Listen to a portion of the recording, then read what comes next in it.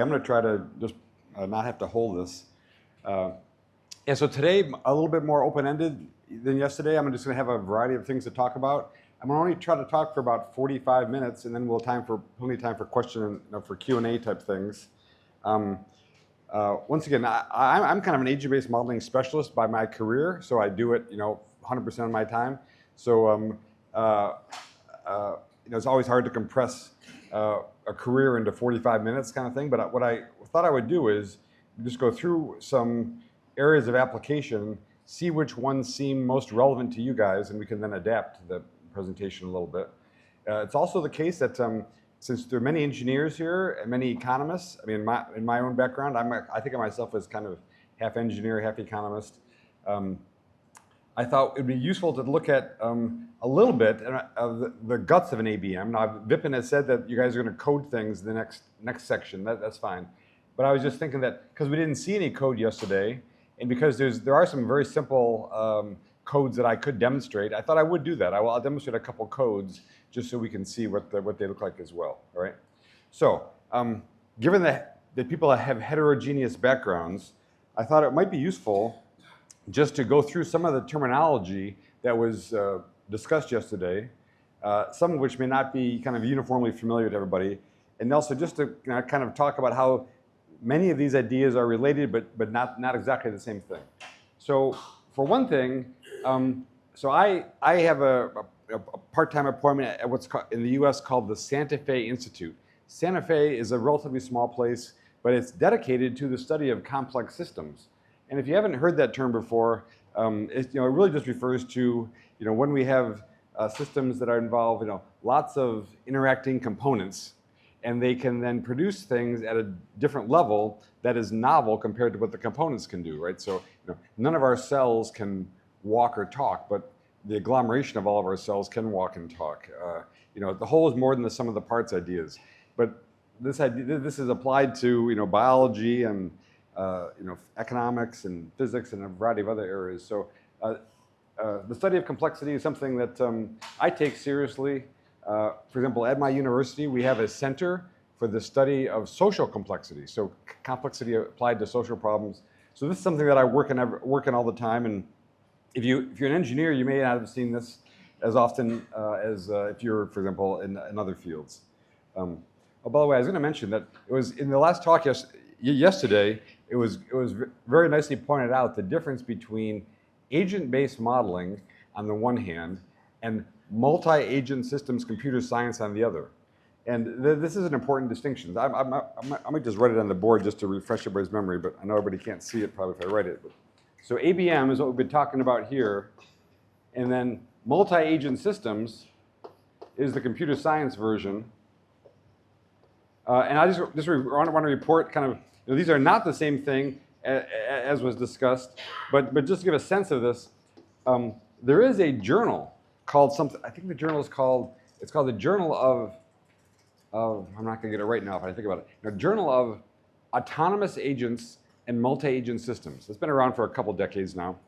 I was there at its birth, and it was interesting to see that, or for example, so if you go back to the volume 1, number 1 of that journal, okay, that journal, which is primarily a computer science journal, but the editors have their feet in both of these camps.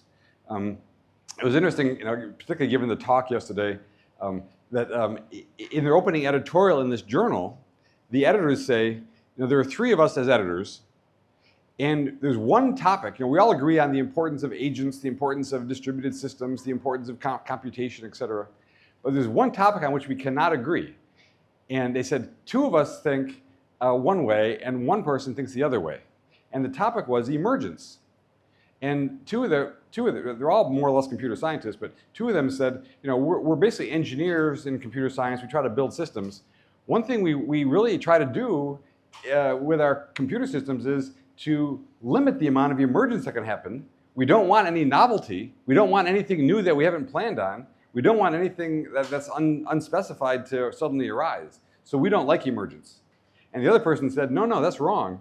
The most important idea in the whole thing is emergence. Most important, and so there is this kind of distinction between ABM and emergent, or ABM and multi-agent systems, and I mean, we're not going to solve that here. That's just the way that that cake got baked. Now, I sit in a computational social science department. There's lots of overlap between these two things. They're not the same though, because you can do physical systems here, et cetera. And once again, just kind of a gross kind of pie chart. I do a Venn diagram. I do complexity economics, which is has a foot in both of these things. And then really what ABM is a critical technology for computational social science, for complexity economics, for complex systems. And so it's kind of a technique that we'll find multiple uses across many different fields. And just to give some sense of that, I came prepared today to talk about a variety of models that my research group has worked on over the years, and to show some code how these things work. And a couple of these things, we already talked yesterday a little bit about the NASDAQ model, which is a finance model with modeling thousands of day traders, other kinds of traders. This uses proprietary data. So in this case, we're unable to show any data, but the model is based on the data. Around the same time that this model was built, which is going on 20 years ago, using, again, proprietary data, we tried to, in essence, de-bottleneck Disneyland. There was big crowds were there and other ways to rearrange things. And so we built a one-to-one model involving, any day in Disneyland, there's 50,000 guests, so model that. But also, so these are both models with commercial value. I mean, these are both done with the proprietary data of the company involved. But there are other ones here that also based on, I guess, sensitive data. For example, we built a model of the US housing market bubble, the bubble that happened in 2008, 9, 10, using data on every household, house, and mortgage in the Washington, D.C. area. That's about a million housing units. Slightly older work, though, but also uses microdata to a certain extent, is we built a model of an ancient people who no longer inhabit the American Southwest, so it has anthropological significance. And here the novelty was that the data were primarily spatial. And so I can prepare to talk about that one too. One that has direct policy implications, we'll talk about policy at the end of the day, is the Poseidon model. This one typically models all the fishermen, fisherwomen in a given fishery. And in the version that I would show, we also have remote sensing data. That is, the boats that are the fishing vessels have on them things like GPS data and other things that we can use. And then the largest model by far, which I won't have time to do justice to in a short time, so I probably won't discuss much about it, is a model of the entire US economy at the firm level. So given data on every single firm in America, that's about 6 million firms, about 120 million, so 10 to the 8th, agents who are employees. And so we have very fine-grained data on what are the structures and patterns and statistical distributions in those data. And so we're able to play with that and build a relatively high-fidelity model. So I'm going to spend just about half an hour doing stuff. I'm not going to go through any of these in detail, but I'll do a little bit on some of these, all right? But before we get started, and as I mentioned, I thought it'd be useful to see a little bit of code and get a sense of that. Even though I know there's some code coming up next, and Vipin's going to show everybody how to write a model. I did want to, we got the question yesterday, a couple different flavors of the same question. One of the questions, I would maybe summarize the question as kind of like, what are ABMs good for? When can they be used? What are the surprising results you can get? And kind of, when is the right time to use an ABM? Maybe that's a question I got offline a little bit. And I think we don't know exactly what the answers to those questions are, but here's I'm going to give you guys a kind of a short answer, and or a short answer to some of those questions through an example. Okay, just through a concrete example. And what I want to do is I want to sow in your mind a little doubt that you actually well understand a topic that I think many of you guys, particularly you guys who are economists. All the engineers took some economics course, microeconomics probably in school. So I want to sow in your mind a little doubt that you actually know how a market works, okay? And how I'm going to do that is as follows. We're going to review the conventional idea about how a market works. And then we're going to look at some alternative versions of that. And then we're going to look at an ABM of it, okay? And we're going to see what we can learn, okay? And the basic idea I want to get across is that, and I guess this would follow on the question somebody asked me yesterday, something like, well, there was a question about what is counterintuitive, maybe what are the surprising results you can get from an ABM. And I want to raise this idea. I'm going to write it on the board over here. I apologize if you can't see it. I'm just going to take the word agent and make it kind of a verb. Let's say the word agentization means, it's a terrible, ugly English word, a word we just kind of created. Agentization means take a conventional model. Take a model that you know and love. It's a model of supply chains. It's a model of queuing theory. Take a model that you know. In economics, it's going to be a model of, the George Akerlof model for lemons or something.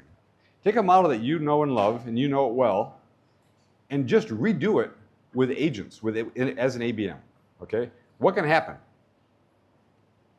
Well, one thing that should happen is, in particular if there's a theorem underlying the model that you like and love, you should be able to reproduce the results. I mean, if you take a well-known model, MM1 queuing, and you don't get the conventional results, which are probably a theorem, then you probably coded your model wrong. Okay, that's one thing. But more to the point is, when you think about an MM1Q, think about some simple mathematical model that you studied in undergraduate school or something. It probably had a bunch of assumptions in there. And as soon as you reproduce the conventional result, one thing you can immediately do is you can relax some of those assumptions. What if the entries, what if the service times are not exactly exponential? What if there's a small deviation from that? Does that create only a small deviation from the conventional result or a big one? Well, you can do that with your agent model. You can try that. So I'm just reporting the fact that when you agentize a conventional idea, you have a couple different things can happen. One is, if you cannot reproduce the conventional result, you have a research paper, right? You show the famous model of Professor X cannot be reproduced with agents. And I can probably describe a dozen papers like that I know of where there is a theorem, but the theorem depends on something very subtle, and you can't implement that. Or the theorem depends on, only asymptotically will the result obtain it. But for any simulation, it's going to be finite time. You need to have an infinite number of agents for the thing to work, and we only have a finite number. I mean, there are a variety of models where when you agentize it, you simply get a different result. But that's not the main thing. The main thing is, as we discussed yesterday, we can relax these very strong assumptions that are needed, particularly about human behavior, about human interactions, and we can get something totally new. Then you have a research paper also, okay? So I'm going to do that right now. And I'm going to do it, though, for something that, once again, I think that everybody has studied to some extent, and that's going to be supply and demand. All right, so I've drawn a cartoon on the board here, the usual way we think of prices on the vertical axis, quantity on the horizontal axis. The demand curve is downward sloping in green. The supply curve is upward sloping in red. They intersect there. That's the price in that market. That's the quantity, Q star, P star.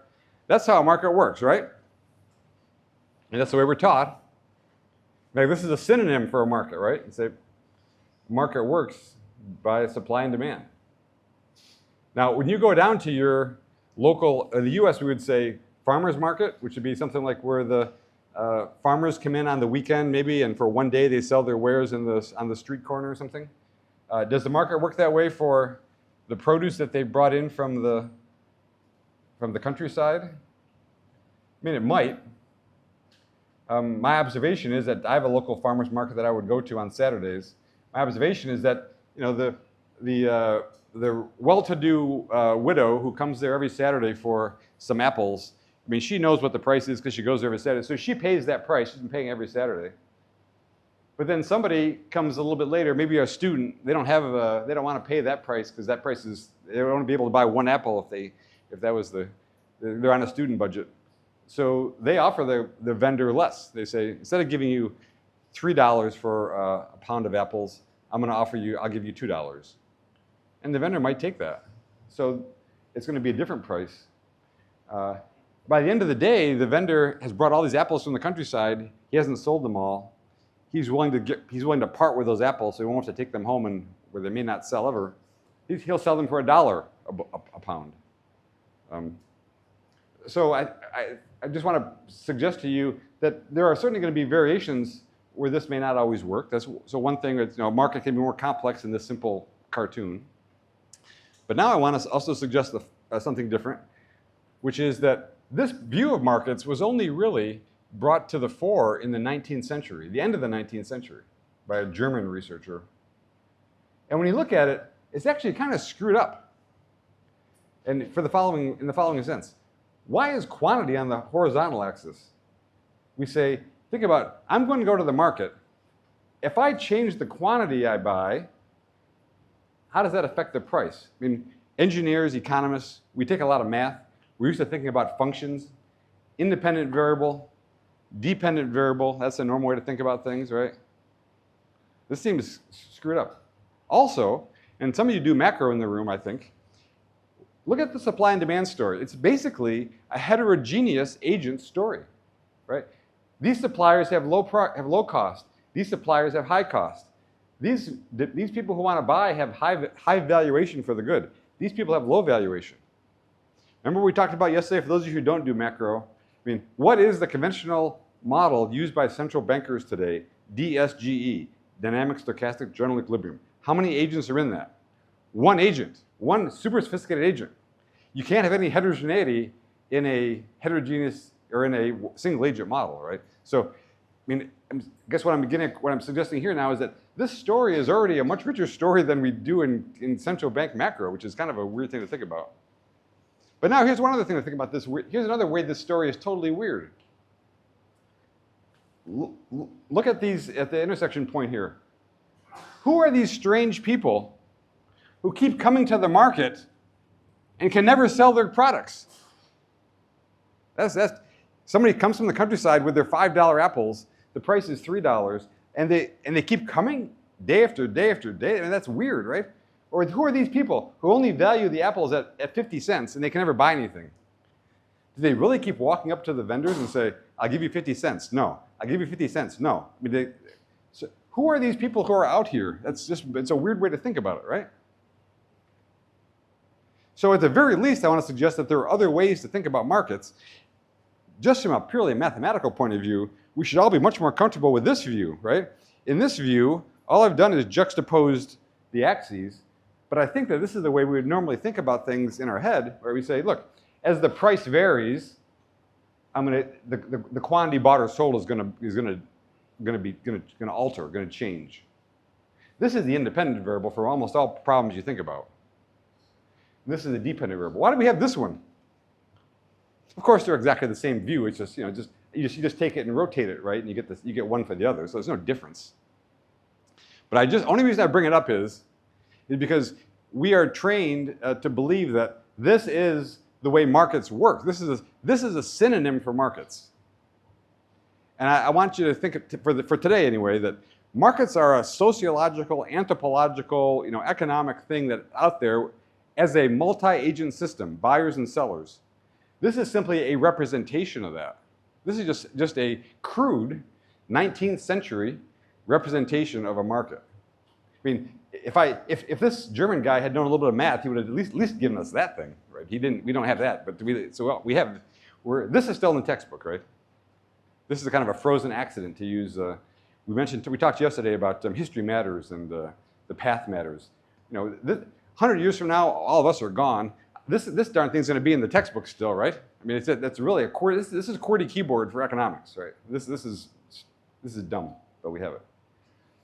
But now what I'm going to do next is I'm going to pause the slideshow here, and I'm going to show you guys an ABM of a market. And in that ABM, all we're going to have is, we're not going to have straight lines of supply and demand.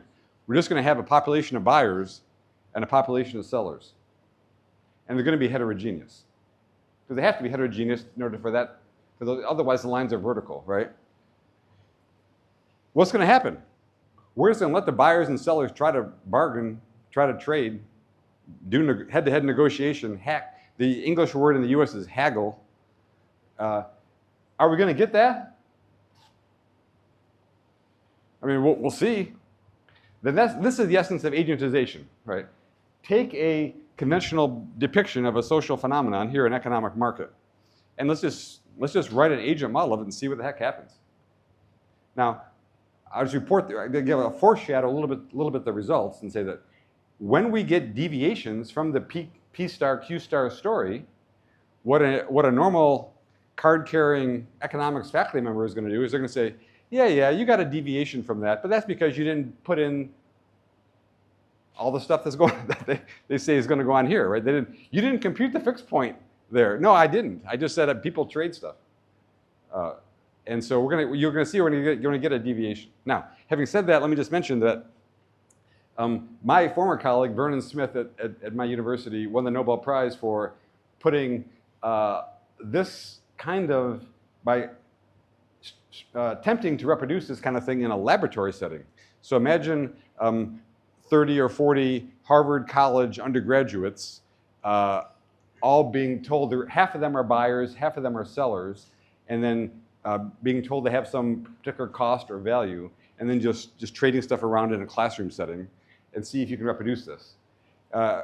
Professor Smith's result was that you can get pretty close to this under certain conditions, and now we're going to see whether something that Vernon Smith couldn't get to because he was constrained by having only 30 or 40 people in a classroom, and with the computational model we can go to a much larger scale. Okay, everybody okay with that? So I'm going to quit this slide deck now, and I have here somewhere a bit of code. And also, I know that Vipin's going to show some code, but I just wanted to give a sense of what it looks like when I mentioned a little bit yesterday about how to code with objects and agents.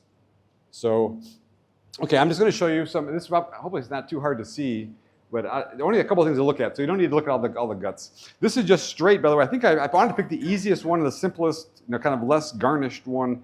This is just, I think it's either C or C++. I'm not sure. Just simple code. And all I want to show really is that we're going to have this is C++ because we have a class, okay? Here's an agent. It's either going to be a buyer or a seller. It's a Boolean variable. Every agent's a buyer or a seller. It's going to have a couple things going on here. It's going to have how much of the stuff that it's buying or selling is it holding right now? Could be 0, could be 1, could be 100. Don't know. And then it has a value and a price. The value is going to be what it, if it's a seller, it's going to be what its cost is. If it's a buyer, it's going to be how much it values the good for. And the price is going to be, after it transacts, we're just going to store the price there. Okay, so it's going to be data about the transaction. Now, in the usual, if you guys have not seen objects before, don't worry about it. But if you have seen objects, you know what I'll say next. That here's the constructor. So every time we instantiate an agent, that routine is going to get called. And here's just a bunch of stuff. So give me a bid price, give me an ask price. This is involved with haggling for when there's a negotiation between a buyer and seller. And I'll show that later. Now, in the usual C, C++ minutia, there's a pointer variable, but just forget that. All an ABM is, this is like the world's simplest ABM. This is the E. coli of ABMs. An ABM is just, this is a new class, model. I could have called it ABM, but I just called it model. It's just, there's an array of buyers and an array of sellers. Okay, some buyers, some sellers.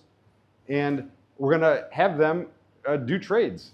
We're going to fix the number of trades, we're going to have a certain number of buyers, a certain number of sellers. We're going to randomly pair the buyers and sellers and have them try to do a trade. Okay? How many buyers and sellers? Well, I think initially I have here 100 buyers, 100 sellers. The maximum buyer value is 30. The maximum seller cost is 30. And so all we're going to do now is let's just look at, all right, well, I'll just show, for housekeeping purposes, let's just look at, here's how we would create an agent. You create an agent by, it's either a buyer or a seller, and it's going to, if the buyers are going to, in the simplest of all possible models, the buyers have one to sell, the sellers have one to sell, the buyers have none, and they're going to try to buy one. Okay, so it's every seller has just one unit to sell, every buyer wants to buy one. We can change that if we want to, but that's all we have for now. And the actual cost or value is going to be a random number between the minimum and the maximum value. Okay, so just by symmetry, I'll draw it on the board. And I apologize, you can't see it over there, but this is going to be a model where the highest is 30 here, a downward sloping demand curve. The highest cost is 30. So it's going to be by symmetry 30. So, and the lowest price is going to be 1. By pure symmetry, the average price should be 31 divided by 2, or 15.5. Okay? And by symmetry, if we have 100 agents, we should get quantity 50.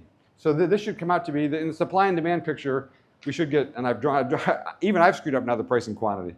The quantity should be the total quantity should be, this is going to be over to 100. The quantity goes over to, we have 100 buyers, 100 sellers. So the quantity should be 50, and the price is going to be 31 divided by 2, or 15.5, if everything works out right.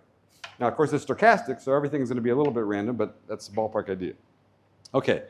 Now, only thing I want to show then really is going to be the guts of the thing, which is going to be when we do the trades. How do we do the trades? We just have a big loop here where we try a bunch of trades. And I think we set it at 1,000, maybe we try 1,000 pairings. We're going to pick a buyer at random. We're going to pick a seller at random, and don't worry about the details. It's just straightforward. And I'm happy to share this code with you. Anybody? By the way, I have this code. We have this code in every possible language. That sounds pretentious. We have this code in 20 different languages because we benchmark how fast each language can run this code. So if I can almost guarantee whatever language you want this in, I have a version of this code in that language. So, but this is C++ here. Now here's the logic. It says if the buyer has not yet bought, it doesn't hold anything. If the seller has not yet sold, it's still holding something. Each one of those guys has made a bid price. Well, look at the buyers up here. When we picked the buyer at random, it formed a bid price, and we can go into the guts of that, but it's not essential. It's just basically if you value the good at say if you value the apples at $30, you're going to bid less than 30. That's all we really mean. And if you here the sellers form the asking price, and this is going to be if your cost is X, you want to just basically get something more than X for it if you're a seller. So basically we say sellers try to cover their cost, buyers pay less than it's worth, less than they value the thing at. So this, the logic is if the two agents we picked are a buyer who's not yet bought, a seller who's not yet sold, and if the bid price, that is what the buyer is willing to pay, is greater than the asking price that the seller wants, then we're going to do the trade. Now, at what price though? All we know is at this point is we have a gap between the bid price and ask price. Well, at what price? Just pick a random price. Literally, the transaction price is a random number between the bid and ask price. Now, is that a good behavioral model? I don't know.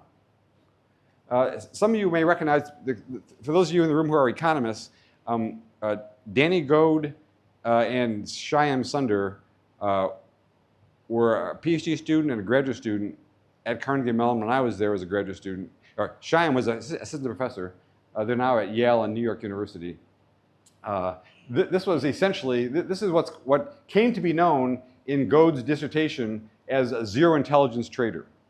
Now, it's not truly zero intelligence in the sense that the sellers are trying to cover their costs and the buyers are going to pay less than they ask, but it's a very simple behavioral model where the transaction price is random, okay? And so once this happens and the trade actually can execute, we're going to basically just get a bunch of statistics about it. We're going to give the buyers the good. We're going to subtract the good from the sellers so they can't sell anything else. And we're just going to run this thing a bunch of times. So once again, how many times are we going to try to do those trades? Well, with 100 agents, well, in this case, it's let's try 5,000 trades. So a lot of the pairings won't work because somebody's already sold something. Now, you could fine-tune the logic, but this is meant to be as simple as possible. So notice all this, in the usual C++ lingo, here's the main routine. Look, I got a ZI trader. ZI stands for zero intelligence in respect to Goad and Sunder.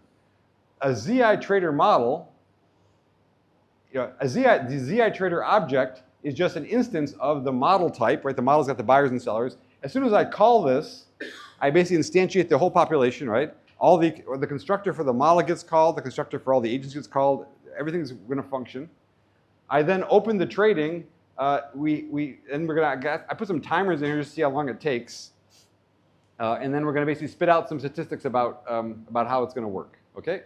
So once again, I call the model into existence, 100 buyers, 100 sellers, try 5,000 trades. What's going to happen? I've just run it once here, and we got quantity 50. I said by symmetry it should be 50. Let's run it again. the price is coming out at 15.0 instead of 15.5. I'm going to run it again, and I think it should run. It may take a second to get going here. And you say it's going to say it runs in 0 seconds because this timer is only to the nearest second, I think, and so what I want to do before the time ends is show a bigger model. I'm not sure why I paused at the moment. There it goes. Okay, so this time we got quantity traded 46. The price is 15. So I think I said by symmetry it should be 15 and a half, and it should be 50. These are not exactly right, but it's close. If I run it again, it'll run faster this time, I think, because I haven't changed anything. So 15. So the first thing you notice is that with every time we run the model, we get a somewhat different answer because we have a different population of buyers and sellers a little bit, right? I'll put it up higher so people can see it. Well, I can't put that up higher, I guess. Okay. What I want to do now, though, is just suggest that this is the result that Vernon Smith had in his Harvard class doing an experiment with kids. Look, the price is coming out about right. It's coming, it's 15 versus should be 15.5. That's about right. The quantity is not far off. It should be 50. But look at this thing. There's a lot of variation in the price. Yes, the average price is 15, but some people are paying 10 and some people are paying 20. Now, Vernon just swept it under the rug. He said it doesn't matter. It's just variation. The average is what matters. But now I think this is much closer to what happens in the local farmers market where I shop. That some people pay less and some people pay more, and that's just the way it works. Now, see, that's not the way it works in a financial market where at this instant of time, Ford Motor Company costs $10 and 1 penny. I mean, okay, fine. One immediate question is going to be is the supply and the whole point of the zero intelligence model of Godin Sunder was to say relatively simple agents can produce about the right results, which we kind of already knew experimentally from Vernon Smith, but they showed that computationally. But it would be nice if, imagine we start making the model bigger, up to 100 agents, 500, 1,000, 10,000, 100,000. It'd be nice if that variance decayed, right? There's a lot of fluctuation because we have a lot of a relatively small population. The supply and demand curves are going to be kind of bent. They're not going to be really straight. So let's try that. And I'm sorry that I'm using up all my time on this one example. Vipin's going to be mad at me because this is not what I was supposed to talk about. But well, let's go to 1,000 agents, 1,000 buyers, 1,000 sellers, and we'll do 50,000 trades. Yeah. That should work. I'm going to actually let's do 100,000 trades just for purpose of discussion. Okay. I'm going to build that thing and run it. Once we try a lot more trades than we have agents, just because a lot of pairings don't produce anything. Okay, so that ran that fast. Okay, so with 1,000 buyers and 1,000 sellers, the quantity by symmetry should be around 500. We're getting about 500 trades. Look at the price should be 15 and a half. It's coming out very close. Now we have kind of 3 significant figures on the price. Let's run it again to make sure that wasn't a fluke. Almost 500, 16 instead of 15 and a half. So that's good. But look at that variance is not collapsing at all. This variance is staying where it was. So for Vernon Smith, the glass is full because these are coming out right. I say the glass is half empty because that thing shows there's a lot of variation here. Let's actually, we can do this today. We can, on our machines are so powerful. Let's do 10,000 buyers, 10,000 sellers. I mean, if I had attempted this, on a laptop of 20 years ago, it wouldn't have worked, or would have. But the machine is so powerful now. I have to say yes to that. So okay, so now 10,000, we should get about 5,000 sales. We do. That's not coming out very accurately, but we're not. The variation is still there, right? So that you can see where this is going, and I'll just take it out to the extreme value. Actually, let's just do. We're still taking 0 seconds to execute. So I think if I do this, we're going to get. So now we're trying 1 million trades, or is it 10 million? I don't even know. So many zeros on there. 1, 2, 3, 1, 2. We're trying 10 million trades. 10 million trades takes 1 second. The quantity is about 50,000, a little higher, good. Look at that, 15.50. 4 significant figures, 3 for sure, of accuracy. By the way, this is just an exotic random number generator for how to generate an exact estimate here, but that thing is the problem, right? That's what's staying here. And you can see where this is going. If we go up to, I could go up to 1 billion agents, and we're never going to suppress the variance here. Okay. Now you could say, once again, my economist friends will say, well, there are ways you can modify your market. You could actually make all the prices posted, and then nobody would ever pay difference from 15.5. Okay, maybe, but I still say that the students who don't want to pay that much for the apples, that they're going to pay less, and the rich widow doesn't care how much she pays. She's going to pay more. She doesn't, and the seller knows that. The whole point of this is just really to say that this is what I've just shown you here is also a model for a market. The supply and demand picture is a model for a market. This is another model for a market. Right? Markets are back, once again, back to my original point was that markets are social, cultural, economic things. Anthropologists study markets in ancient times or whatever. But the supply and demand picture is just one view of a market. And what it doesn't give us is this. It doesn't say there's price heterogeneity. And remember, yesterday I talked about how, in conventional models, we assume everybody not only knows the price vector that clears all markets, but there's no variance in that price vector, right? Okay, so I've taken too much time to go through this one small example. We can say more about this, but I think I'm going to stop saying anything more about it. We can save it for the Q&A. Oh, Vipin has a question. Go ahead, Vipin. Yeah. Well, no, it's not necessary. No. Yeah.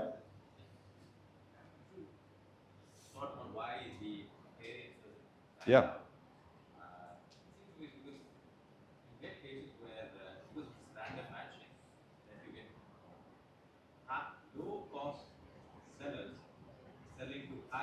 Exactly.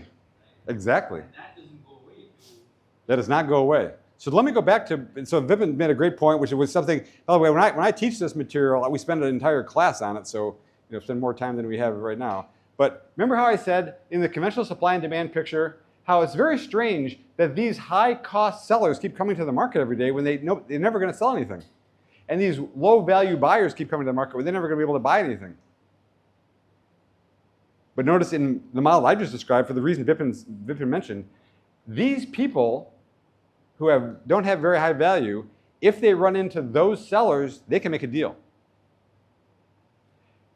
If that high-cost seller runs into the rich widow up here, he can sell all of his stuff, right? So these people who are out here actually do get some action, are able to play in the market, in my version of a market, not in the neoclassical. That's the terminology that we'd use for the post-World War II Samuelsonian mathematical economical view of the world. In the mathematical view, that price clears the market. All those people buy, all those people sell. None of those people sell, none of those people buy. In fact, we even have further terminology, right, to kind of just build out the complexity. That area under the curve right there, between the green line and the white line, that's called the consumer surplus, right? Consumers are willing to pay that much. They only pay that much. All the area under the green curve above here, that's the consumer surplus. What's this? Profit, right? The cost is that much. This is what you sell it for. The producer surplus or the profit. When you have in our world, which is much more complicated, you have those people selling, these people buying. It's a much more heterogeneous dynamic picture. Does that answer address your point, Vipin? It does, and now I realize lots of what I've been teaching for the last 2 years is wrong. Not only because I would teach this, not because I would teach demand and supply. Yeah. I would actually say that if you go to the market and observe, I would send my students say, before I teach this, I would say, go out and get some data and plot it. And then some of them would try to plot demand, they wouldn't get a downstream demand. They try to plot supply, they would get upstream supply. And then I'd say, what you're getting is transactions data. Mm-hmm. Right? You're getting neither demand nor supply. Then that kind of motivates why we need kind of theoretical lenses through which to look at the market data, because you're just getting transaction data. But the big mistake I think now that I know that I made was, I would say that you don't get anything which is outside beyond the equilibrium. So I would say you're not getting anything there. All your transaction data pertains to something between the demand and supply on the left of the equilibrium. Now, what you tell me, that's not true. You are getting some people from the right of the equilibrium. So the transaction data actually has the information about people on the right of the equilibrium. Potentially, but I think it is, because it is a famous econometrically difficult problem to reconstruct supply and demand from transactions, as you know. So we need more science for that. So yes. Using this model, can I release a new product? Can I select what would be the price with which I can release the product so that I can get the maximum profit? Yeah, I guess maybe if it's more, I guess the question could be framed as, I mean, in many markets, let's see, maybe we gotta unplug it and do it again. Many markets are, of course, are posted price, where the firm doing the buying or selling, I'm sure what's happening, will just say what the price should be, and there may or not be any power to haggle over the price. But when you think about it, even in real commercial settings, I mean, there's going to be, you can have a coupon and get a lower price. There can be a discount. There can be a whole variety of reasons why people don't pay that price. But yeah, I mean, this is really a model of kind of a, you would imagine after some epoch of time goes by, people get, this is, if the supply and demand curves are stable, this becomes the social norm price. And then, but this may also be the aspirational price. The high quality women's garment store may want your wife to, may want someone to pay this for the bridal dress or something. But in fact, with a discount, you can get something less. I think, of course, every market's going to be different, right? And but I think, certainly this picture animates much of how we think markets work. But a grocery store is different from an open air market, different from a financial market, of course. So I'm almost out of time. I'm not going to take much more time. I don't want to. But I'm just going to say, well, I'm going to pick one of these things to go through, and let's just go through it in a little bit of detail. And by the way, as an engineer by first degree, I think of policy as really just kind of like, engineering for society. That is, we put in policies and we try to make society work better. Why don't I go through, I'm torn. Maybe I think, let me go through this one first, just because I can, let's see, I wonder which one I can run. Yes, I can run this one. So I'm gonna do this one, and then so this basically, well, I'll show you. I can run it because it's only 1,000 agents. Okay, so just very quickly, I'll try to do this in about 10 minutes, so it won't take too long. And by the way, all these projects are things. Oh, by the way, somebody asked me about the NASDAQ book yesterday. I mentioned the NASDAQ model just briefly, and that's up. I just had it on the board. If you want to know more about the NASDAQ ABM that got built, so Vince Darley and Sasha Outkin wrote this book about the whole project, and this is kind of, it reads a little bit like a 1-year adventure on how to predict what's going to happen when the NASDAQ became decimalized, and they built an ABM, and the punchline is, out of the 8 ways that the NASDAQ market changed after decimalization, they able to predict 7 of them correctly. So that was a positive development. The book is available. You can get the book on Amazon or wherever. Okay, so let's just do I showed you guys the sugarscape model yesterday. So let me just, this slide deck just talks about, we were showing the sugarscape model to anthropologists at one point. Yeah, I'm not sure what's going on here.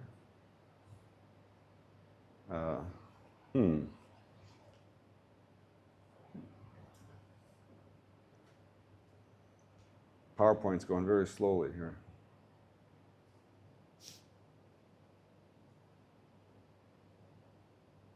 Try it again. Okay, so we're showing this.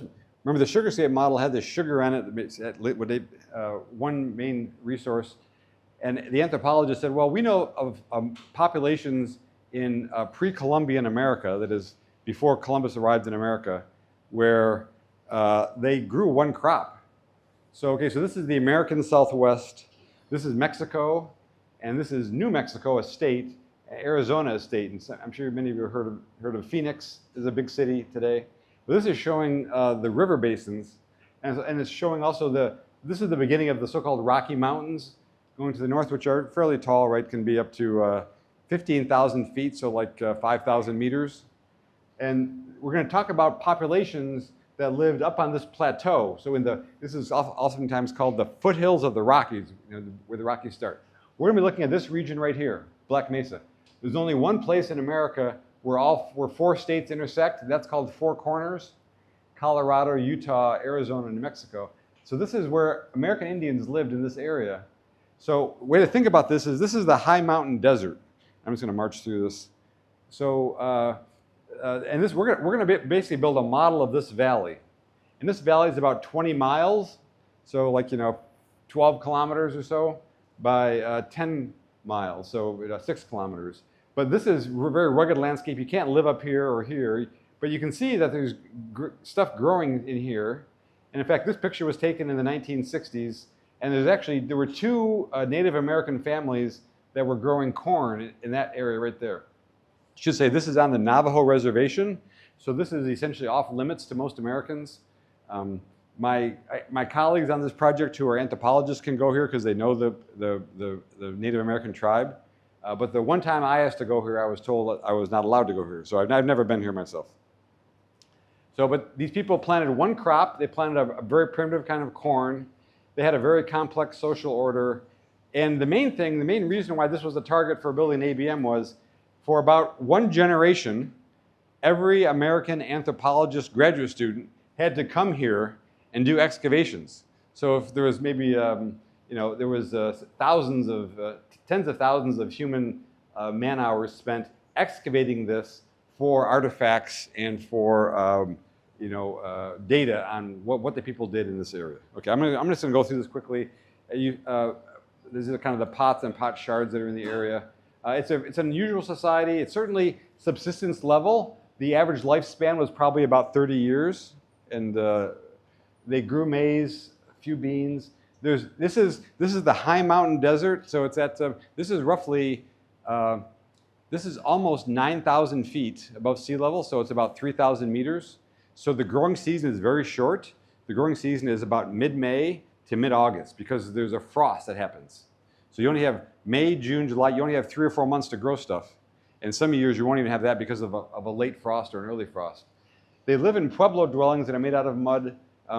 They don't have enough nutrition for the women are not, for example, always fertile. So for example, if lactating mothers are incapable of becoming pregnant, for example, you can store the food for a year or 2 because it's very dry. And so there's evidence about how food was shared. I have some other, this is more the, I'll skip some of this stuff, but this is kind of the anthropology of it. The people are arranged into maternal clans. Sons have to marry into a different clan than they were born into.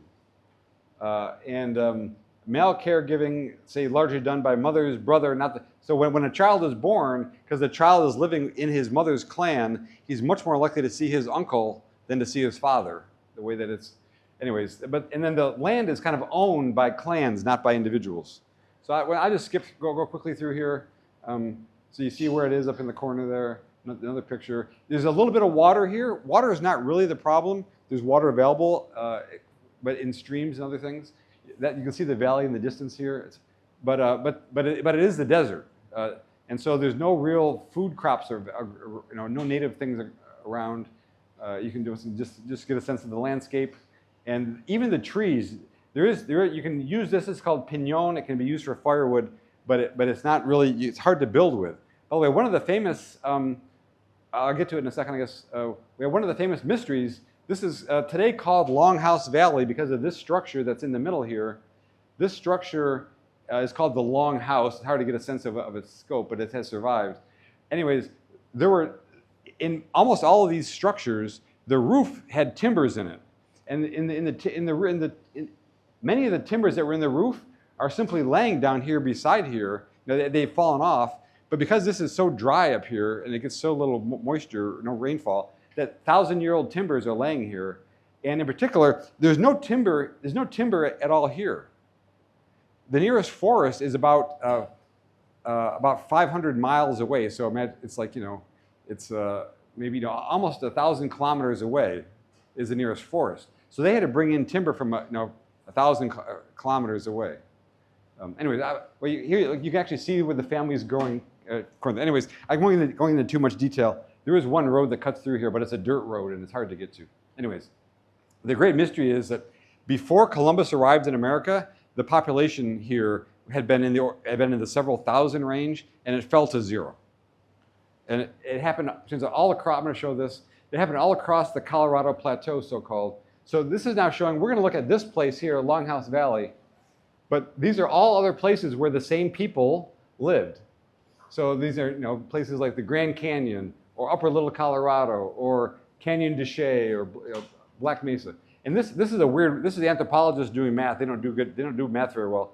This is from 400 BC up to the present time. What you see is basically these are populations grow and then decline, and you see all the populations have basically gone to 0, except in the Upper Little Colorado. All the populations have collapsed by the year 1300. And it's a great mystery as to why that happened. The anthropologists don't understand why it happened. It had nothing to do with the Spanish or any colonial powers. So we built a model of it. Now they gave us great data. I'm just going to skip through. They gave us this amazing data. So it turns out that these are the anthropologists who pioneered tree ring dating. So anthropologists today can date things based on the carbon 13, 14 content in the clay with the materials. And it was actually these anthropologists at the University of Arizona who pioneered that technology. So once again, for one generation, we have tree ring dating data. So they were able to give us, in essence, almost annual data on rainfall in this area for 2,000 years. It's amazing how both how temporally variable it was, and also how spatially variable it was. And then there's also things about the water table. Is the water table high or low? And because of the pollens that are present in the soil, they can also tell what things were growing to what extent. But the key idea is that the population grew, and then in various areas it collapsed. But by the time Columbus arrives, there's no population left in this valley. I could say more about it, but I'm going to quit this now, and I want to show you a model. I'm going to show you the model we built, the good thing about this model, I can also show you the code, which is relatively short. Okay. It's amazing how inefficient PowerPoint is here. Okay, so I have the code here somewhere. Pull it up. Okay, so I set this up and change the view here.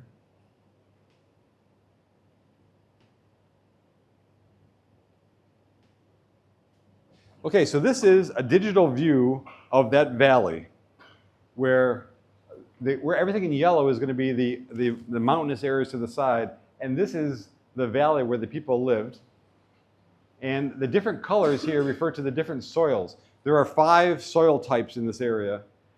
Some places where you can grow, where it's red or black, you can grow crops well. Where it's gray, you can't grow crops very well. White is marginal soil. And so what's known, the data that we were given for this area is given data on every settlement. They could check the pollen in the soil to tell us where they grew the corn. They left behind all their trash dumps, right? All the waste products, and those have been analyzed systematically and dated, so that you can get a population time series. So imagine a population time series, a spatial settlement time series, and then also a crop time series. So what I think I can do is okay. Then there are a variety of behavioral parameters that we built for the model. We say, what is the typical age at which people die? When do women become infertile? How many offspring do they have? So there's a whole variety of parameters. I'm going to skip all that stuff. I guess the main thing I want to say is that with a relatively simple model, we've been able to reproduce the history and show that, in fact, it was the environmental changes, essentially the lack of rainfall, that happened for about a 3 or 4 or 5 decade time period. Unusually little rainfall caused these people to basically not be able to survive here. They couldn't grow the crops. they could live here quite nicely up until the year about 1250. And then a microclimatic event in this high mountain desert left it as a bad place to grow corn.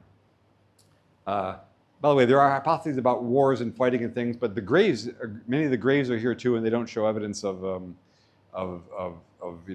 fighting. Like they're not a bunch of broken bones or caved-in heads.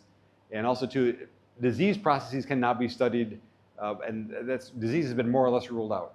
I guess the only thing I wanted to say about this is that this environment that this model is built in is called NetLogo.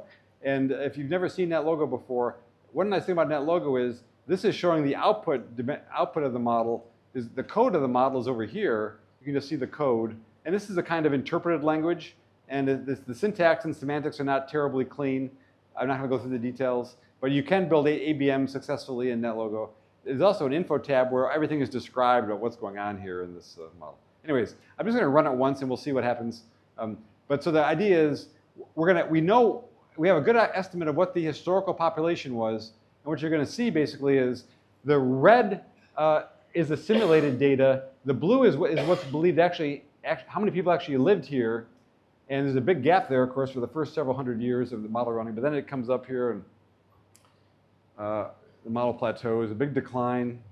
So one interesting thing about the historical data was that this is not just a story of kind of decline and collapse, but rather they have these intermediate points here. By the way, the fact that there are these abrupt changes, this is just because the carbon dating record is so crude. It can't tell every year. It's only down to the nearest decade or something. So the red is the output from this particular run of the model. Blue is the historical data. We tried to match it. We get something close. Of course, in reality, any one run is not that decisive. You have to make thousands of runs of the thing in order to make it a scientifically studied object. But it just gives you a sense that we can study these kinds of socially important phenomenon. And of course, how we adjust the parameters matters a lot. And so there's a whole important part of the paper that got published involved how we estimated the parameters from the data, et cetera. Maybe the last thing to say about this is that many of you, I think, in the room are PhD students or scholars in waiting, scholars in preparation. Let me just mention a little bit about scientific publishing. So we got this paper done, and we spent a significant amount of time on it. I mean, this model, even though the model is relatively simple, because it was a team of anthropologists and a lot of moving parts. This model took probably 2 or 3, maybe even 4 years by the time we got the paper done. So we then sent the paper to Nature, which is a preeminent place to get published. And Nature took a long look at it, but decided not to publish it. And so we eventually sent it to PNAS. And PNAS stands for Proceedings of the National Academy of Sciences, USA, which is a good place. That was fine. But then a funny thing happened. One of the National Academy members read the paper in PNAS, and he decided to write a summary of what the model is about. His name is Professor Jared Diamond. And some of you may know his book. He has a book called Collapse, about the collapse of societies under basically climate perturbations. And he tells a story about as the Anasazi as a kind of drought-induced collapse. But it turns out he decided to publish a short synopsis of his basic write-up of our paper in a scientific journal. And can you guess where he sent his 3-page write-up? He sent it to Nature. Okay, so he got his paper in Nature, his paper about our paper, but our paper didn't make it into Nature. So stuff like that happens. So anyways, I'm going to stop here and just take some questions. Once again, I'm happy to talk about other models too, but I think that the main thing to say is that every one of the models I had on my slide deck here really, is every one of these things is not the kind of model you're gonna write in an afternoon. These are all models built by a fairly large number of people. Took a small team to do things, and this involves some consultants. So imagine 4, 5, 6 people over the course of half a year. This model was a multi-year project, but 2 years, done primarily by 2 people, but with a lot of outside help. This model was a whole team of people. Took, say, 3 or 4 years. This was the largest model. So this paper about the U.S. housing market bubble got published in the American Economic Review. I probably had at least 6 or 8 graduate students, PhD students work on this, several of whom did dissertations on some part of this. The Poseidon model, which I'm happy to talk about, is a model of fisheries. Earlier in the week, Vipin and I were up in Wayanad, and where there's some animal-human conflict. I think we could build a similar model of the fisheries to model some of the conflict up there, and so I proposed that to some colleagues.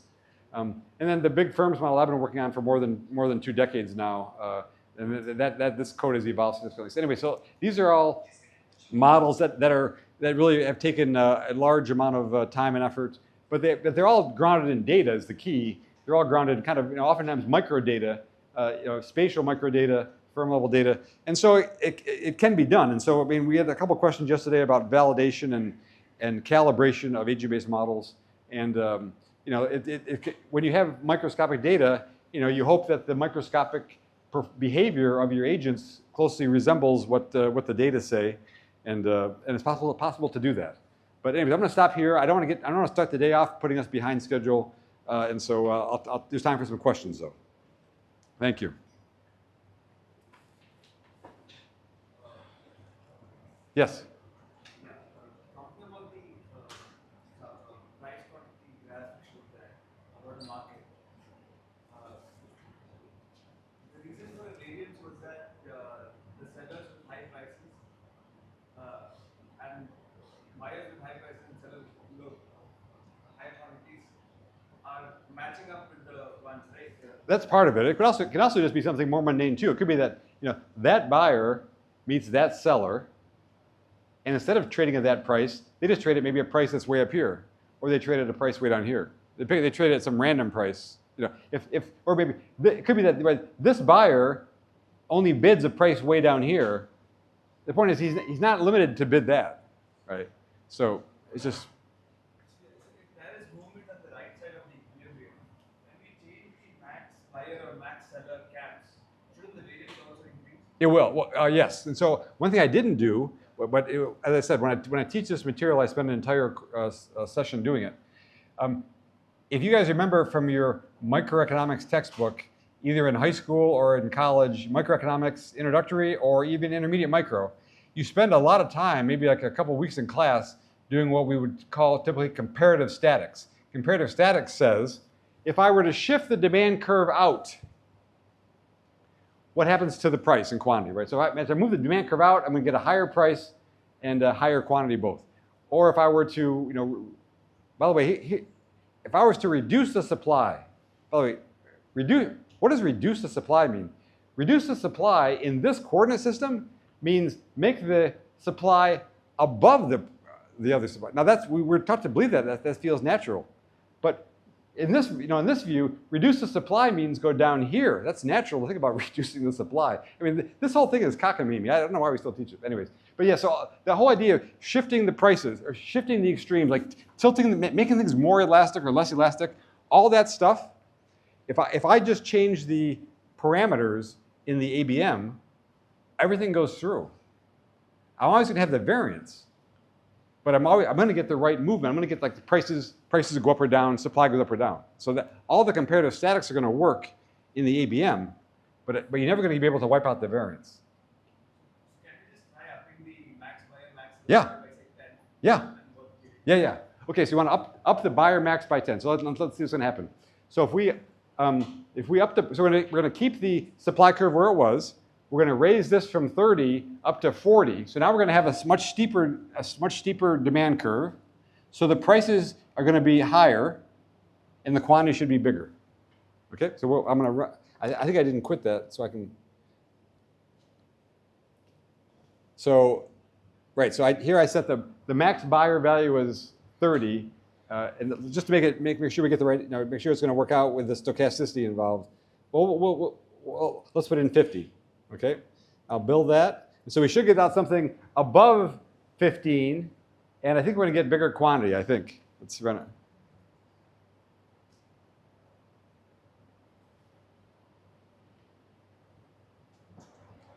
Yeah, so it was 50,000, now it's 60,000, and we get a bigger price. So all the comparative statics go through. It would be perfectly possible to, so I guess what I'm saying is, we could teach the way a market works in undergraduate microeconomics by using this kind of approach. it's not a mathematical approach, it's a computational approach. Most economics faculty are not well equipped to deal with it, at least in the US. But yeah, all the comparative statics we'll go through. And by the way, it turns out that I got to know a few years ago, in the US is a giant market for economics textbooks, and you can make a lot of money selling economics textbooks. And it's a very competitive process. And so there was a guy who was like the 4th or 5th ranked textbook seller. And he wanted to get his book higher ranked, but it's a very competitive thing. He didn't know how to do it. So it was his idea. He said, maybe he's going to make his book novel. He was going to build in agent-based simulations into the textbook. And so he was all for that. And it turns out that his publisher got scared. The publisher said, I'm afraid that if we do that, we're going to lose market share, not gain market share. So in the end, they did not do that. So it may be that unless Professor Vipin or I write such a textbook, it's never going to get written. But someday it will. Other questions? Yes? When you're doing the civilization decline project, how do you know that you have enough information to model the... Enough information, whether we have enough information. How do you know that you have enough information to Yeah. model? Yeah. So maybe one way to think about that one is that our model was really the first model of that type. And so although you always hope that your model provides the definitive word, in reality, the first word is usually not the last word. So I will happily report the fact that when that work was done 20 years ago, we didn't know if anthropologists would have enough interest to build their own models. The good news is, since that model got built, there's been a giant flowering of agent-based models in anthropology. In fact, so in the American Association of Anthropologists, AAA, there is now a special interest group on ABMs. And so there's been much follow-on work, many dissertations written on this. In fact, at the Santa Fe Institute, well, by the way, I should mention that the Santa Fe Institute tries to make all these ideas, tries to promote all these ideas. They have a new book series. I think it's called SFI, something in complexity, I forget. Explorations in Complexity. And the books are sold at very low price. It's something like, most books are on the order of, say, $10, but the e-books are like maybe even $1 or $2 or something. So there is one of the most recent books is called Agent-Based Modeling in Anthropology. Now the question was, how do we know whether we have enough data? And the answer is, we have all the data. It may not be enough, but we have it all. And when we think about what are we competing against, so the anthropologists only, for example, there are a few books written about this area that I've just discussed, Black Mesa, Longhouse Valley. In those books, there are theories. What an anthropologist typically calls a theory is simply a verbal rendition of it's just a story, right? And the story is, these people were under environmental stress. These people were monoagriculturalists with a very short growing season. They're also threatened, say, in other ways, but the counterfactual is that our model is in contrast to a verbal story. So we don't know really if we have, always more data would be useful. But what our model really is, what it ends up being is kind of the first attempt to do scientific modeling of the area. And but the good news is that there's been much more work since then. But you'd always want to have more data. And it's also the case. Let me also mention that there are other parts of the American Southwest where there are other kinds of data that are not so readily available here. For example, in many parts of the American Southwest, the people actually lived in like they would the mountains were made out of, say, sandstone or other soft materials. They would carve their dwelling in the side of the mountain. And so for the people who didn't build, these people mostly built pueblos, so the mud houses. But for the people who lived in the in the cliff dwelling, so-called, in the cliff dwelling, there is then rich layers of smoke in the ceiling of the dwelling, which actually can be used to determine what they ate and other kinds of things like that. And so in other parts of the American Southwest, there are some places that are richer, have richer data. Now, these may sound like relatively small settlements and maybe almost trivial, but there are places, I'm thinking like the one biggest place is called Chaco Canyon. Well, one place is Chaco Canyon in Arizona, where the population was probably 50,000 at its peak. And then across the boundary in Colorado is Mesa Verde. And so if anybody looks up Mesa Verde National Park in your browser, you'll see that base severity certainly supported tens of thousands of people also. So try to understand what happened to these peoples is an important research question. Prior to our model, the only theories really were just verbal stories based on anthropologists' understanding of what they had uncovered in their, in digging through the remains. Yes. While you're making an ABM, you were talking about parameters, and let's say we have a lot of data, but then certain data is absolutely trash or something which I wouldn't want in my model. How do I decide what to keep in and what to? Because Good question, right? So the question is really kind of what to include in the model, what not to include, what to keep, what not to keep. Let me just say that in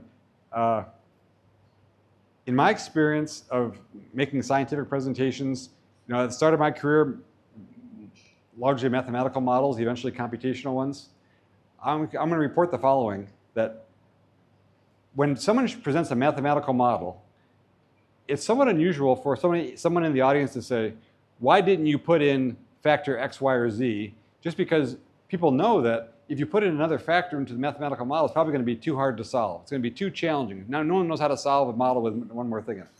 So having said that, I'll say that the most common, once you build an agent-based model, it's a computational model, a very, very common comment from an audience member is someone says, I really care about topic T.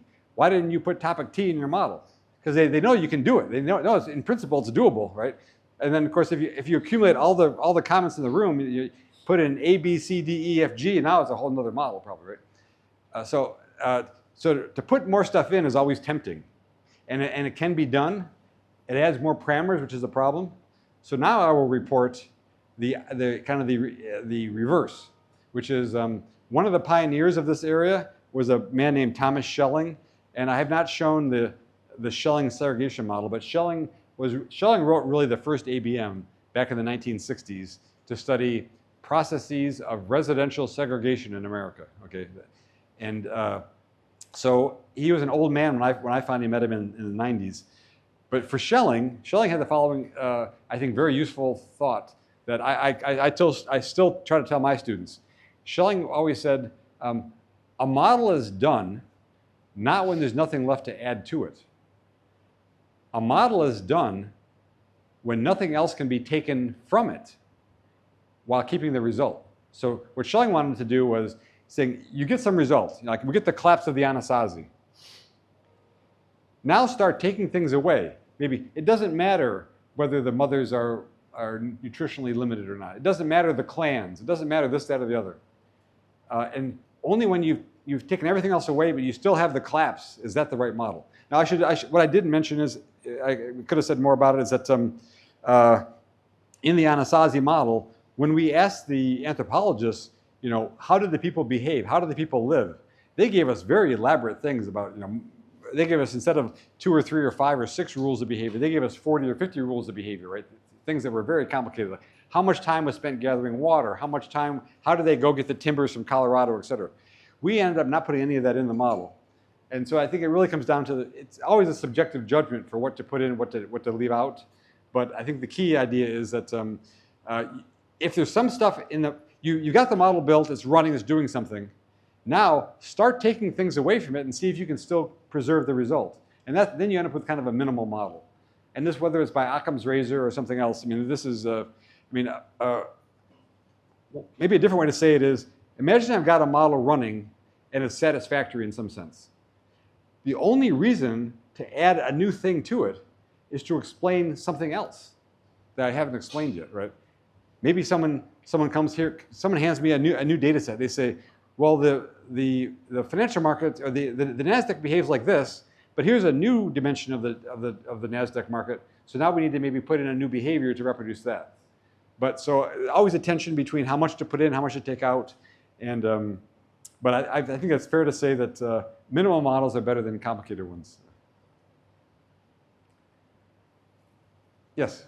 Yeah, just curious, similar to Anasazi model, are there what being predict the population trends because of changing population? Yeah. Yeah. So for contemporary times, for now, the study of demography tries to analyze population trends mathematically. Demography is a famously mathematical subject. So I'll just report that there is, in fact, a very active community of doing agent-based demography and agent-based computation and demography. And their motivations are very similar to the ones I gave yesterday, where in order to build the mathematical models of demography, you have to make a lot of assumptions about who mates with whom, are the parameters homogeneous across this a community or not, et cetera. And with the agent-based models, you can make those much more heterogeneous. And let me just say that one of the leaders in this field is a German researcher named Hans-Peter Kohler. And the way he got into doing agent-based demography was he noticed the following. In certain parts of Germany, where he's from, there are Protestant areas and there are Catholic areas. So areas where the density of two different religious groups are not, there's little clusters of Catholics, clusters of Protestants. And he noticed that even though it might be that, say, the average fecundity may not, the number of offspring per woman, say, may not vary much from German village to German village, it does vary a lot inside these religious groupings. So, and I think the way it works is that Catholic families have slightly higher fecundity than the Protestant ones. And what he found was that, so even though if you look at Germany as a whole, it seems that the fecundity does not vary a lot, but if you look at it on this, on a much more microscopic level, there's lots of variation. And so he was trying to model that, and he found he couldn't do that mathematically, but you can do it computationally. So I think it's fair to say at this point that the field of agent-based demography, although probably 10 years behind, 10 years younger than agent-based economics, is an active field and is being used today to build finer, better estimates of human population growth than you can do with just the conventional life tables. And I think what the main mathematical object for demographers is called the Leslie matrix, right? It says if there's these many people of these ages, every year there's some probability that someone becomes a year older or passes away or whatever. And so that's called the Leslie matrix. And so in order to actually build the Leslie matrix, you have to make a bunch of assumptions. And so agent-based demography tries to have the Leslie matrix be the product of the interactions, not to be assumed into existence, if that's clear. Yes? So anything of speculative validation, you have to history how do you go about justifying your model? So there's a couple of ways to think about that. One thing is you can say, if we take all the data to use as I think yesterday the difference between calibration and validation was made. In calibration, what we typically do is we say, let's take all the data and just have them be the targets. We're trying to hit those data with our model output. We're going to adjust the parameters any way we want to see if we can hit the target. And that's usually done for the first generation model to say, can these models even be used to scientifically reproduce the thing we care about? The second step would be to say, now we'll get some more data. We'll keep some of the data aside. We'll calibrate with only half the data, and then and then see if in a different regime can the model explain the other data we kept aside. And that's usually verification, validation, right? So those are usually separate entities, separate studies. And it turns out for anybody who's done econometrics, I mean, there's also the business about, are the models identifiable?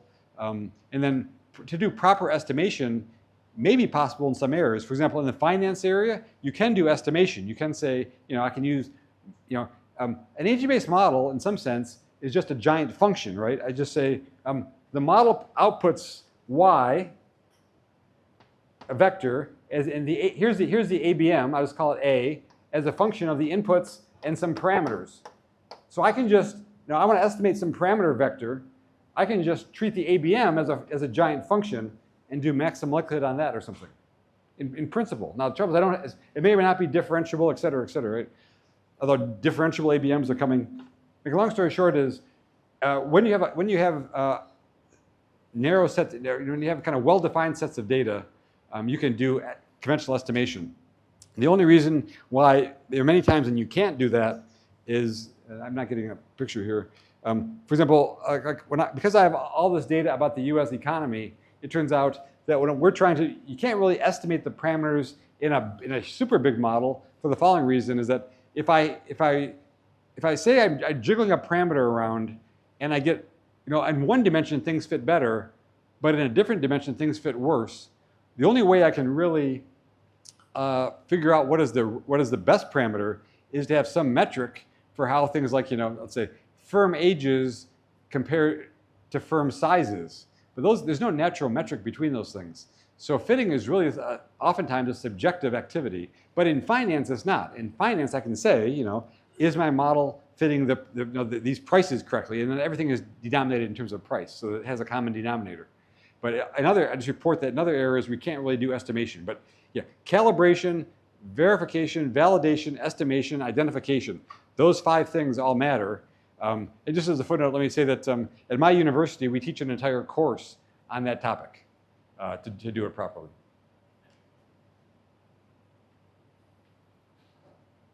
Yes? How important is theory in the model?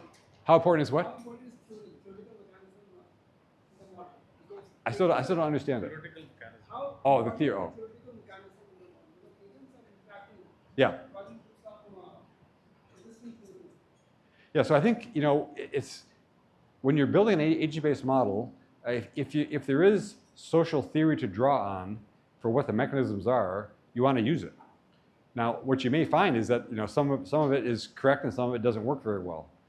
So maybe once again, back to having a model with many behavioral rules in there. I'm just thinking, I remember when we interacted with, when we first started doing the Anasazi model there, when we actually asked the anthropologists, we said, well, for these 1,000 people living in this valley, what rules did they follow? And they said, well, we'll think about it, we'll get back to you. And my colleague and I who were building the model, we thought they were going to come back to us with they plant corn, they have offspring, and then they go to bed. I mean, they come back to us though with a list of like 40 rules, right? Like these very complicated rules that no way we're going to put all that stuff in there. Or to be totally honest, the first version of the model was written by a student, and he actually did try to put in all 40 rules, but it became so complicated we couldn't do much with it. So I think that if there's social theory to draw on, then your first pass through what the rules of interaction should be, you can draw on the social theory. But my sense is that probably many of those social theories, of course, were created not with a strong empirical grounding. They're plausible behavioral theories, right? They're kind of zeroth order things. Just take some very specific. I'm just trying to think of some old theory of take some 19th century theory of the family, private property, and the state. I mean, those 19th century theories are there. They're not terribly useful necessarily, right? So I think that modern theories are. If you open up a journal today, you'll find much more up-to-date theories. Maybe parameterized. Maybe you can even get some of the parameters for your model out of a contemporary study. I will say this: that oftentimes, because we have the Vernon Smith Experimental Economics Research Lab at my university, Vernon Smith is the Nobel Prize winner for experimental economics. There will be times when we'll have our agents in some kind of game environment. Like we have a model of climate change, for example, and climate change is a kind of public goods game, and we didn't really know what the parameters should be. And so an experiment was run at the Experimental Economics Laboratory where we could see what is the range of behaviors for this public goods game. And then we could parameterize our agents. We could do our million agents based on the experiments with 30 students in a lab. Now that's not totally satisfactory, but it's a starting point, right? And then ultimately, the hope is, if you can get the rules about right, there's always a couple adjustable parameters in the rules, and then you can use the data to say, what should those parameters be in order for the model to have high performance? So, but of course, to build a satisfactory agent-based model, you really have to know what are the individual behaviors, and that's always going to be a bottleneck, trying to figure out what those are going to be. Because in every different context, you're going to have a different set of behaviors, right? And now, maybe there's going to be ways around that. In my career, we've always had to deal with this problem. I think I mentioned yesterday that there have started to appear some models in which every agent is a neural network and can learn how to behave in essence. there are some, the technical challenges associated with that are that we know how to train one neural network. We know how to do gradient, stochastic descent to figure out the weights of a neural network. What if you have 100 or 50 neural networks all co-evolving? We don't know much about what that converges to. So anyways, you flagged an important point that the behavior is the key bottleneck. But by the way, one useful thing to do might be, and what I've kind of illustrated here a couple times, is team with somebody who actually who has thought their whole career about what the rules are. Like in the case of the Anasazi, we teamed with anthropologists. In the case of the Poseidon model of fisheries, we teamed with the University of California, Santa Barbara, which is the premier place that does fisheries economics. And they even have a laboratory at their campus where they do experiments with the Pacific fishermen. What are the incentives for a fishing vehicle to do this, that, or the other? And they have. So if you team with somebody who's a domain expert, so you are fairly knowledgeable about modeling and this other area, but now team with somebody who doesn't do modeling but who really knows that area. And the NASDAQ model, we teamed with the people who are the actual NASDAQ company. If you team with people who know the area, then I think you have a good chance to, at least, how about this? You're probably never going to get the rules exactly right, but that's not really the metric. The metric is you're going to be eventually presenting your model to somebody who has maybe quite knowledgeable. They have to believe the rules, right? We eventually, on the model of Disneyland, which I did not really present, and Vipin will wish I had probably, but on the model of Disneyland, that model eventually had to be presented to Disney executives. And so we had to show that the model could produce the kinds of things that they saw in their park every day. And if it hadn't done that, then they wouldn't have believed it, right? So the ultimate test may just be that you have to build a model that in English I would say it passes the sniff test. That is, it's kind of plausible. It's plausible. It's not going to cause someone an allergic reaction to it when they see it. Like if I have a model of fisheries and I have most of the fishing vessels are doing dumb things like violating the fishing rules, then no one's going to believe that that's a good model, right? There's a little more to say about it too. I probably don't have time to go through it, but if I have a little chunk of empty board here somewhere, here's the eraser. And I'm sorry that everybody won't be able to see this, but in the fisheries model, one of the interesting things I think I showed, this is I guess at the other talk, but in a fishery, what you oftentimes will do is, from a policy point of view, you put it in a place where no fishermen are allowed. So there's some of the ocean, fishermen can't go there. And that's called a marine protected area. In the US context at least, where fishing is highly regulated, every boat will have on it a GPS sensor. So you'll see, here's some boat coming up here. The boat cannot go through there. It's got to go around and then go on its way. If it goes through there, it gets fined. And the GPS is known to the regulator. So guess what emerges here? The phenomenon is called fishing the line. Now a line is something you use to fish with. No, fishing the line means boats will come up here and they'll just go around here for all day. They'll just keep going around here. And it turns out that there's this amazing paper. Most fisheries papers are mathematical. Before we started doing agents, they're all mathematical. So some guy tried to prove that this was actually optimal behavior. And he had to solve this elaborate equation, an integral equation, which involved enormous computation, et cetera, to show this was optimal behavior. We built our ABM, and we put it in an MPA. Every time we turn the model on, some boat goes around there all the time. It's just the best thing to do. That's why there's a ton of fish around there. So, so there's some exotic computation required to make the mathematical model work, and the ABM just falls out naturally because, in the ABM the boats go where the fish are. That's where the fish are, right? And so that's just one example. Yeah, yes, Zip. This fishing the line, does it defeat the purpose of fishing the line? To some extent, it would defeat the purpose of having them. So A little bit. Especially as the zone gets sufficiently small. Yeah. In the limit. A little bit, but it turns out that this is an example where the fishing regulators change the MPA every year, once a year, by the way, but only once a year. But so once they saw this stuff happening, they basically just put in like a 10 kilometer margin there. So they still give the fish enough area to. Why don't they just do because it's too complex to open for fishermen. That's why. You're an economist, not a fisherman, obviously. Yeah, the fishermen want it very simple, right? They want. Yes.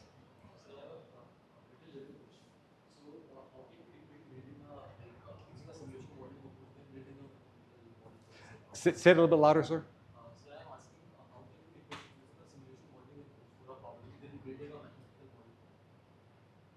I think I still only caught about half of that. So yeah. How can you defend Yeah. building first a simulation model, Mm-hmm. and then after that build a mathematical model? Oh, I see. Okay. Yeah. Okay. Well, it may be hard to defend it to your boss because it'll take you twice as much time. But as a professor, you can do it just because it's interesting to compare the two. Yeah, I think in the agentization idea is to say compare. In this case, usually a mathematical model exists. Build the ABM.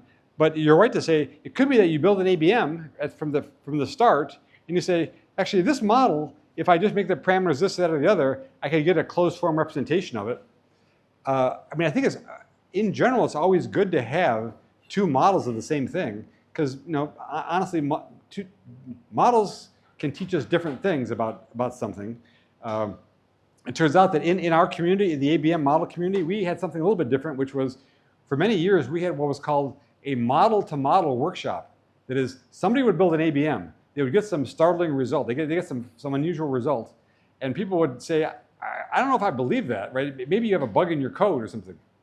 And there are many approaches to try to figure this out, right? Is there a bug in the code, whatever?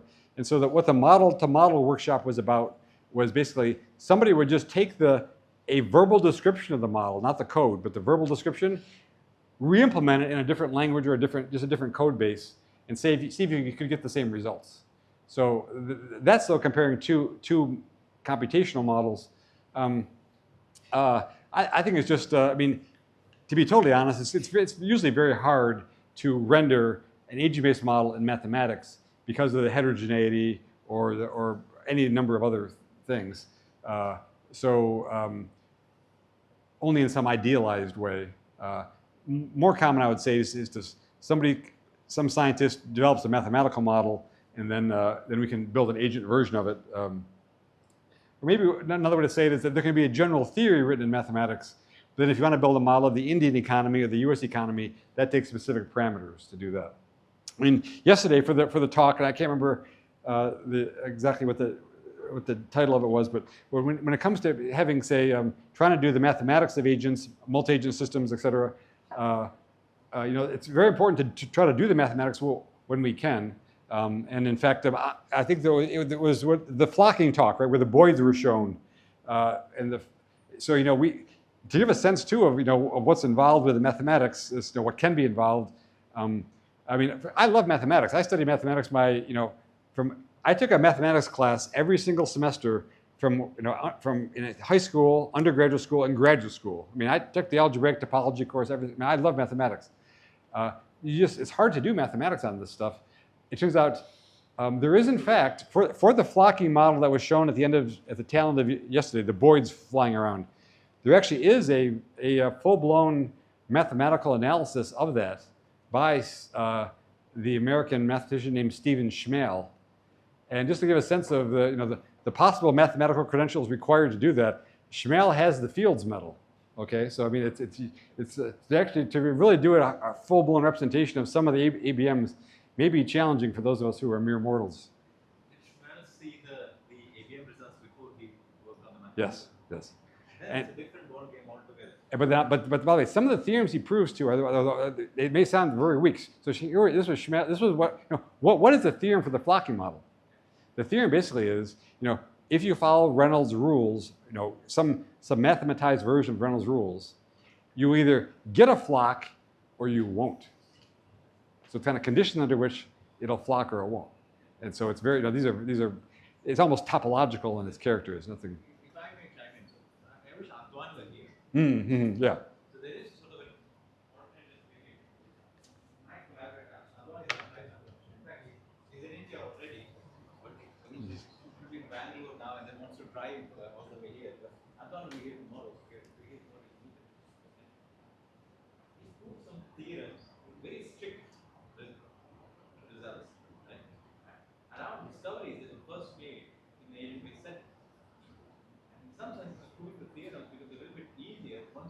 that Yeah. these phenomena emerge. Yeah. Without the agent-based model, without knowing that these phenomena exist, it's not so trivial to. Agent-based model is a very good place to discover the playground where we can. That's one. The second thing is, like that's been our experience. Theorems are much narrower than the general results that we have from the agent-based models. Often small perturbations around equilibrium. They are much more robust and easier to check than agent-based models. You don't have to open up code and so on and so forth. Much easier to communicate with people can check the theorems readily. And I agree with that, Vipin, but I'm going to say it may be a little bit of a double-edged sword in the following sense: is that imagine I have some theorem which says, like, for this broad class of models, something happens. One way in which the agent-based model is somewhat limiting is any particular realization of the ABM is just measure 0 in there, right? It's just one. But if you make many realizations, you can understand the space. But for my belief, though, maybe to agree with Vipin, is to say that the main thing, though, is that you can now relax the assumptions that were necessary to make that theorem. You can say, well, I get the same result if I make that heterogeneous, but the theorem doesn't go through for some reason, or we don't know how to prove that theorem, but I get the same result. Or I can say, if I just make a small perturbation, I get something totally different out here. Right, so I think that one of the things you can do if you build an ABM of an existing mathematical or other theory, you can then very slightly perturb the ABM, and if you get something different, you've got a paper. Okay? If you show that you can enlarge the theory, that's also a paper. Right?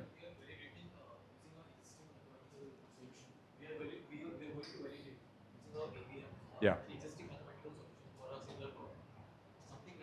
Uh-huh. Yeah.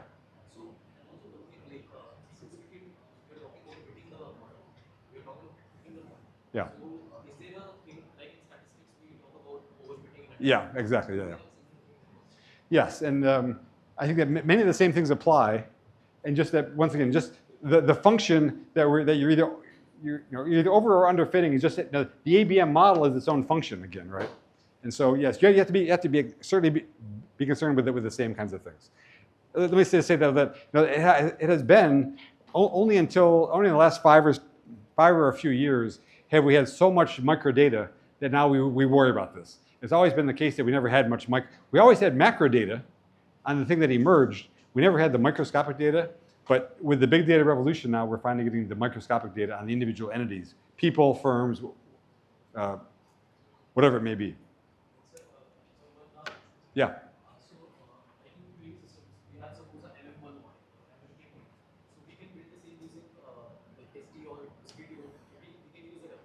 Yeah.